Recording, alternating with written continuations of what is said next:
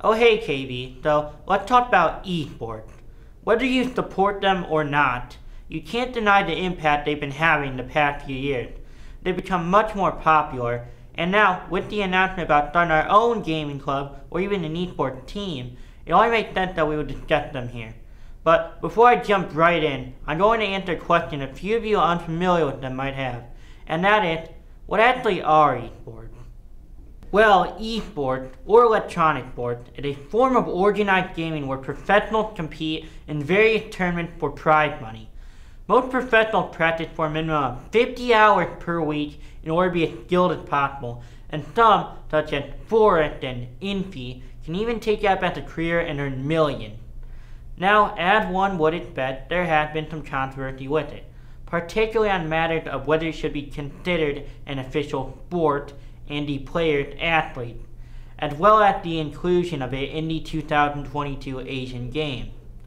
People are divided on whether they support or oppose esports, and so I decided to get some student opinions to see what KV thinks of them.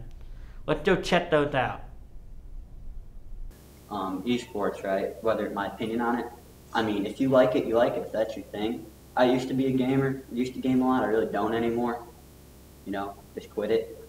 But I could see it being beneficial because, we're wanting to have a team, I guess. And if you're looking for that team, you guys could have a good time with your buddies.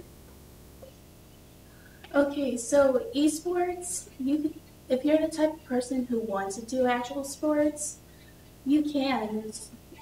Everybody could use some exercise, but if sports are your thing, esports are okay to have. So, as you can see, KVHS is no different. Everyone is bound to have their individual opinions, just as on all debates. But, for those of you who are new to this and would like to know some more, I'm going to be spending the rest of this session talking about how you can get involved, and how to address some concerns that there are. In order to get involved, you're first going to want to reach a high level in your game of choice. Most popular games associated with esports are first-person shooters like Call of Duty and Overwatch, as well as arena-based games like League of Legends. But all sorts of games are accepted, including sports games. You should also form a team with some friends to help you with this, because it will always help to work with people you can trust.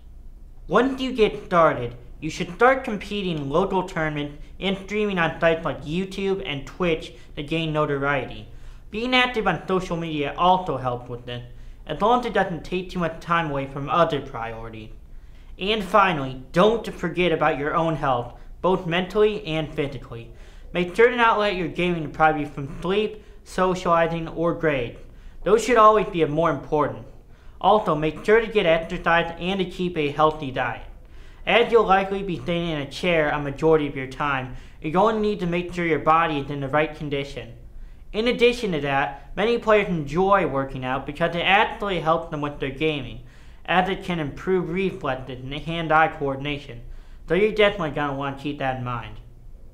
Now, this was just a very basic overview on esports, so if you want to know more about it, or how to be successful at it, you should definitely do some research on your own.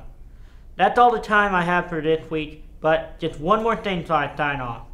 They could eventually be in the Olympics, so if y'all want to start training for those gold medals, that would definitely be a good time to start. I'm Nathan, and now back to the anchors.